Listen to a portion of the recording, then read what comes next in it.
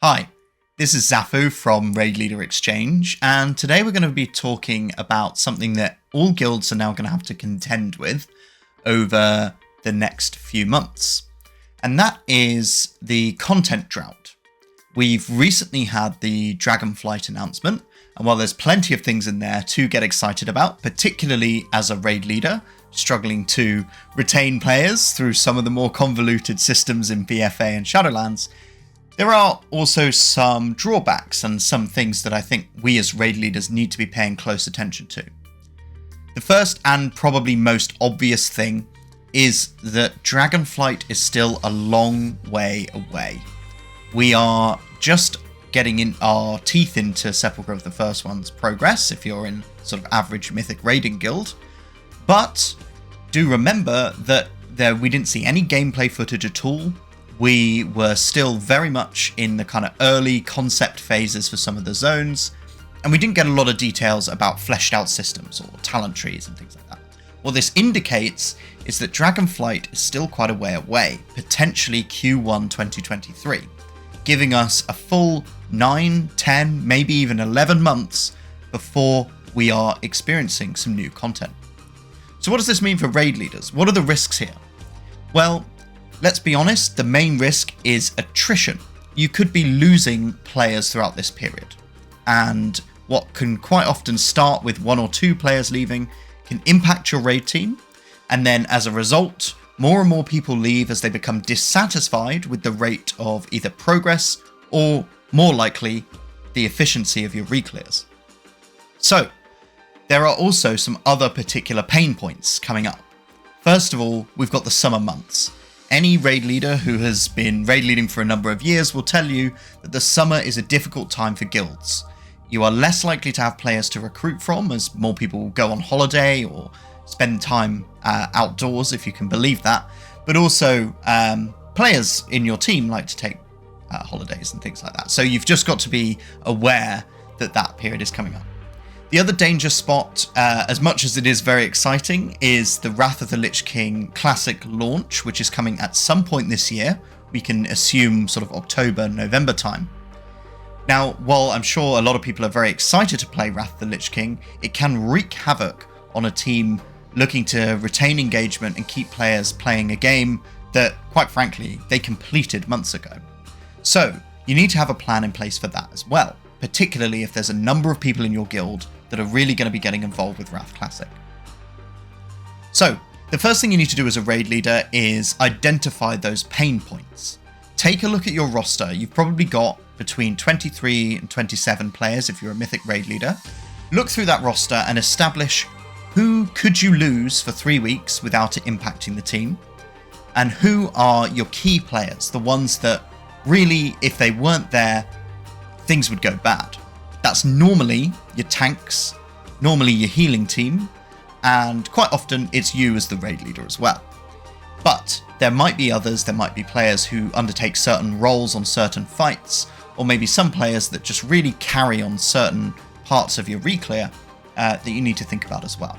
You'll know the best for your guild, but what I tend to do is go through and rate them sort of green. Yeah, okay, I could afford to lose them for a few weeks. Amber, it wouldn't be great, but we could cope. And red, we'd be up shit creek without a paddle. And once you've done that, then you want to bring all of that information together and have a think about who is most likely to either leave the guild entirely or quit the game or want to take a long vacation. You can look back over previous years for trends in that, but also, just have that upfront and frank conversation with players, particularly if you have some suspicions about them not enjoying the game so much. So why do raiders quit? Really, it boils down to sort of 3 or 4 things. They don't enjoy the game, and there's not much you can do about that. World of Warcraft is, as far as video games can go, pretty expensive, right? It's certainly in the UK, it's £120 a year. And if I'm paying £120, I want to be really enjoying my time playing the game. If I'm not enjoying it, then I'm well within my rights to turn around and say enough is enough. There's not much you can do about that, but what you can do is mitigate by asking raiders to give you as much notice as possible. Ask them to be open and honest about how they're feeling with the game, and if they're starting to get that kind of itch that actually they might want to take a break or even an extended break or stop altogether, the sooner you know about it as the raid leader, the sooner you can make plans. It can also be the fact that progress is obviously very exciting. It's a very strange activity, progression raiding, in that you put in all this work, all this effort, for what is essentially 10 or 11 big hits of dopamine each tier when you kill a boss. And if you are taking that away and you're just re-clearing and it's becoming monotonous, it's becoming samey, then people aren't getting that same hit of dopamine. So you need to think about ways that you can inject the fun back into your re-clears, or think about other ways to retain players, give them something to focus on, give them projects and things like that. Inconsistent re-clearing is also a big one, and this is more about players jumping into other guilds. If you're struggling with your re-clear, perhaps you've lost a few of your key players already, and now you're struggling to kill bosses that previously you would just roll over, that's a real problem, because you've got a lot of players then who will be looking at other guilds who can clear in 2 hours and thinking, I've got 6 more months of this, I'd much rather go elsewhere. And then lastly, there are the raiders who just want a change of pace. They've gone through the process of mythic raiding, perhaps they've done it for a while, and actually they've just decided they want to do something else, or play the game more casually, or play the game in a bit more of a hardcore setting. All of these things are completely fine, and if you go through a tier without losing any players at all, you're an incredibly lucky guild. But when this happens in quick succession and it happens too much in a short period of time, that's where it can really start to snowball. So, we've listed a lot of the problems, we've listed a lot of the risks. What actions can we take as raid leaders, as guild masters, as officers, and even as raiders to help prevent this, or to help slow that rate of attrition right down? First of all, we need to address the danger zones. The tanks, the healers, you as the raid leader, and whoever else is. Those are the urgent priorities that you as a raid leader need to have a backup plan for. So, think first of all about who would cover for you as raid leader if you were unavailable, if you wanted to take a 3-week break.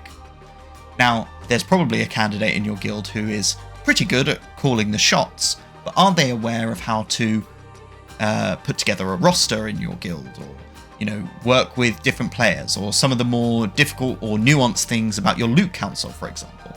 It's really important to share that information. As raid leaders, we tend to take on a lot of the burden ourselves because we're just used to trying to get it done.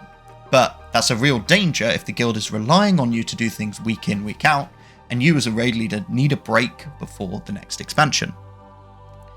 Also, dealing with summer. Let's talk about that for a bit. Dealing with summer is difficult, as I mentioned earlier, but there are some things that we can do to help make that easier. First of all, you need to let people have time off. It's as simple as that. They're going to take it anyway, so you can't be frustrated when people want to take a break from the game. And I'm not talking about a week break necessarily either. That could be 2, 3, 4 weeks as they spend time with their children, their family, their friends, or go on holiday somewhere else without their computer. So it's fine to allow breaks, and I think you should be really upfront with your raiders in saying, look, we want to make sure everybody's got the opportunity to take time off. So let me know when you're thinking of going away, and I'll start putting a plan together. If you're seen to be doing that, then they're going to be much more open to some of the other suggestions that I'm going to give in a minute. A quick note that some guilds also do just cut raiding for a few weeks. It's up to you how you want to do it, but a lot of guilds will clear the tier, do 1 or 2 re-clears to kind of get themselves comfortable with that process, and then they'll just put a stop to raiding, at least formal raiding, for the next few weeks to allow people that time to recharge their batteries, get some energy back, and get some enthusiasm back from the game. And you can tide over the people that aren't so keen on that with alt runs or Mythic Plus or achievements or whatever the case may be. I mentioned their alt runs, and I think this is another really key one. We spoke about the dopamine hits that you get through progression raiding at the beginning of a tier.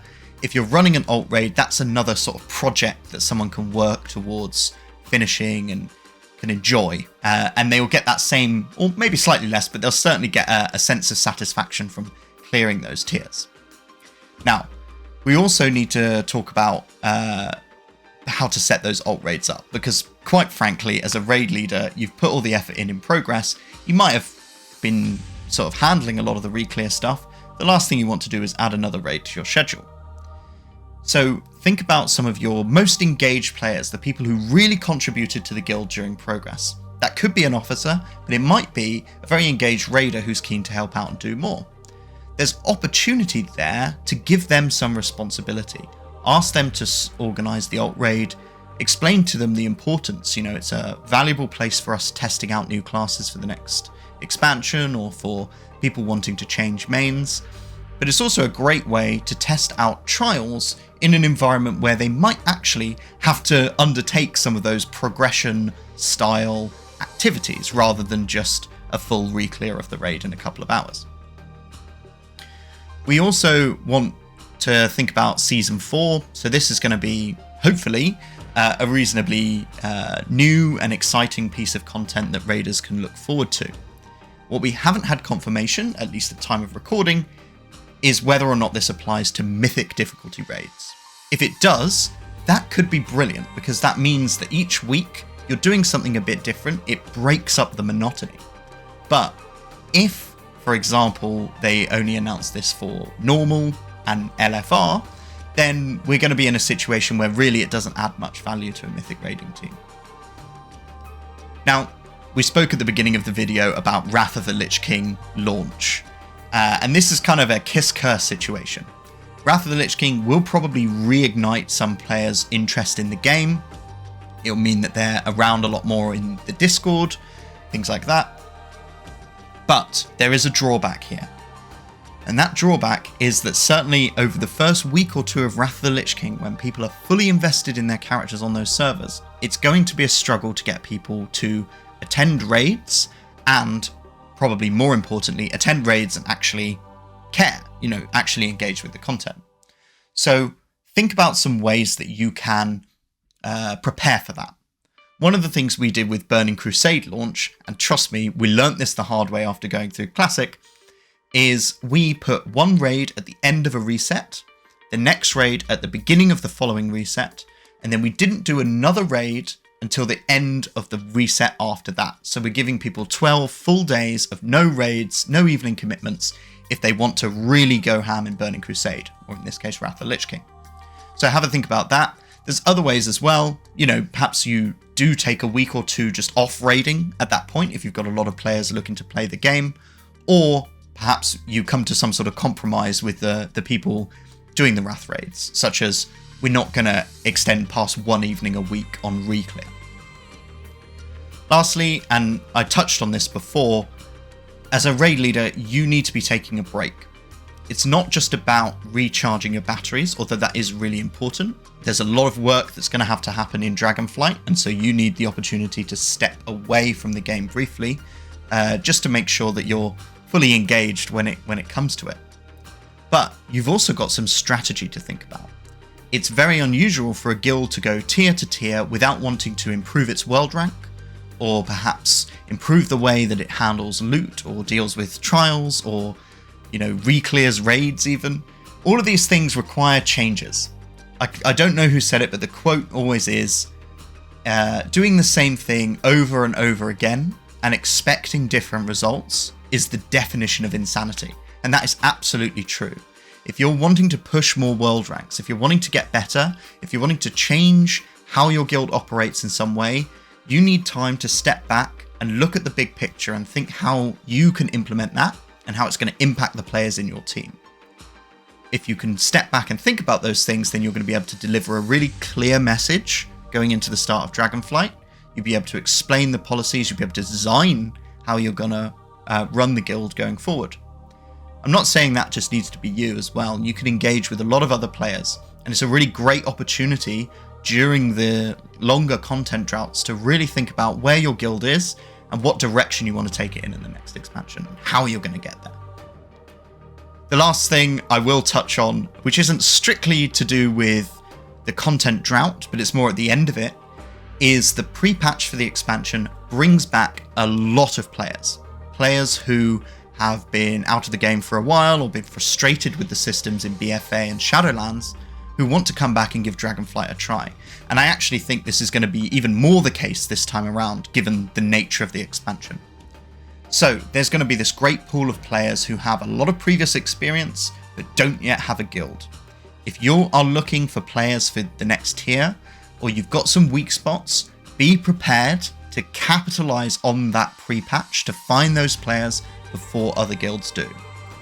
You need to, of course, conduct the due diligence to make sure they're not just going to leave after 6 weeks of trying out the new expansion.